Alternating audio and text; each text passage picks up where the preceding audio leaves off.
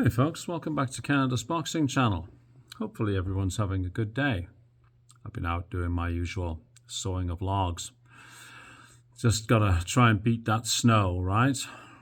And yeah, it's tiring work, but much better to have more firewood than you need than not enough, right? Like many things. Better to have and not need than need and not have. Anyways, this video is slightly repetitive in a way because I've spoken about this on a few occasions. And it's to do with the Ring magazine's ratings, or rankings if you prefer. I'm especially focused on the heavyweight division. Now, the Ring magazine, commonly known as the Bible of boxing, used to be the place that somebody could go to look at the rankings when they were aware that individual belt associations only ranked people who had essentially paid their money or their dues to be part of that ranking association. So if your favorite fighter, I don't know, wasn't in the WBC rankings, and no matter how good he was, he wouldn't show, right? And so people would look to the Ring magazine as a objective, unbiased ranking list to see where their favorite fighter would sit, because you don't have to be subscribed to any particular belt association in order to get a Ring magazine rating. Well, since Joseph Parker's loss to Parker Wardley this past weekend, the rankings have been adjusted by Ring magazine, as indeed they should be. I'll just briefly go through them until I get to the one I really want to talk about. Number 10, F.A. Ajagba. By the way, AJ is not in these rankings. He dropped out after his loss to Daniel Dubois. First time he's been out of the rankings for ages. 10 years or more, I suppose. Anyways, number 10, F.A. Ajagba. Number 9, Moses Itoma. Number 8, Martin Bakole. Number 7, Zhilei Zhang. Number 6, Filip Hrgovic. Number 5, Daniel Dubois. And now it gets interesting. Joseph Parker is now number 4. Ajit Kabayel, number 3. Parker Wardley, number 2. Now, whether you think these are, too generous or not generous enough is neither here nor there. And I don't really care if somebody says, oh, Kabayel should be ranked higher than Wardley, or Parker should be ranked higher than Kabayel, or, AJ should be in there, or something like that. I don't really care at the moment. But what I do care about is still ranked number 1 is Tyson Fury. And this really makes no sense to me. The rankings aren't about who could beat whom in a theoretical matchup if they were both at their primes or even today.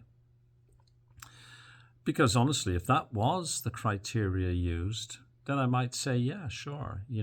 Could any of these people beat Tyson Fury? Well, I don't know, but, maybe, maybe not.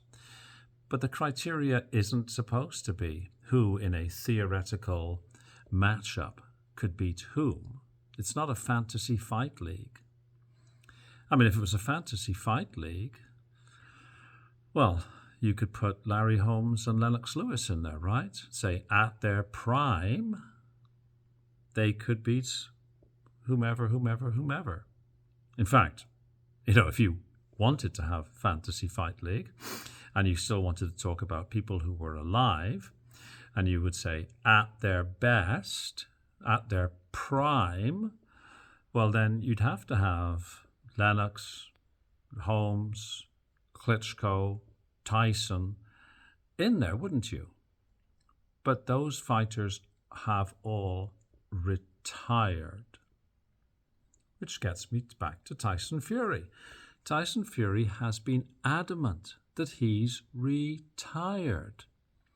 And even this past weekend, he couldn't resist hogging a little bit of publicity once again by saying, I wouldn't come back for £1 billion. I'm too old, too fat, too rich.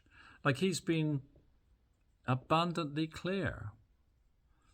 Now, maybe people aren't taking him seriously. And there's reason why you wouldn't take him seriously, because Tyson has spoken out of both sides of his mouth on a number of occasions, right? But until he comes back, he has no place in the rankings.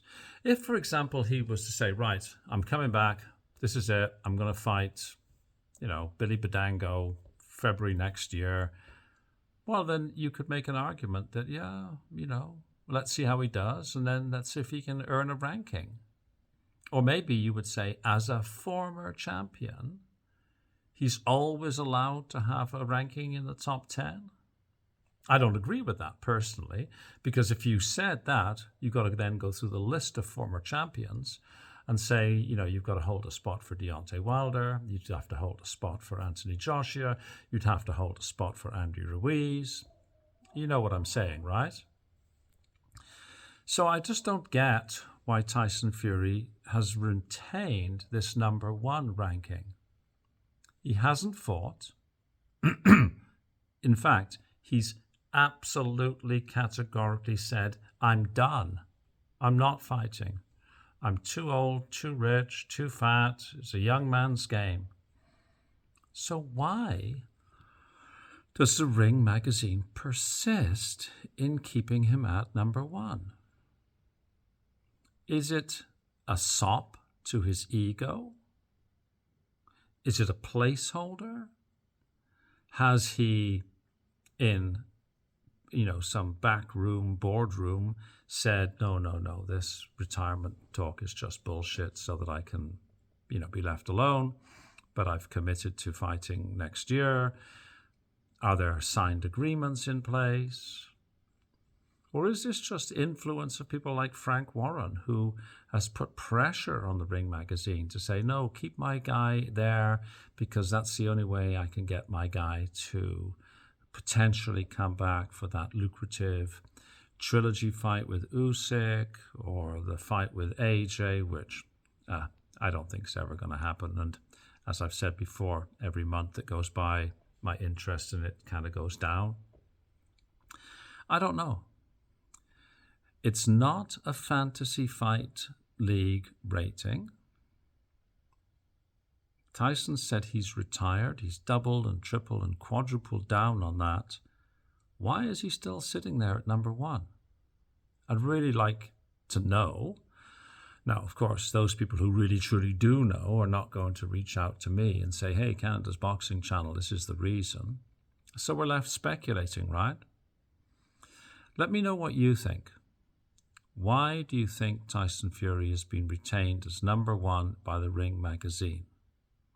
And if you think that that's justified, could you please explain why you think it's justified, given that he has retired and has said as recently as this past weekend, no, I'm retired, I'm done, I'm not coming back. I'd really be interested to know your opinions. So let me know what you think. Anyways, that's all I've got for this video. So please like, share, subscribe to the channel if you could. That would be very nice and I would appreciate that. Most importantly, have a fabulous day wherever you are. Thank you. Bye-bye.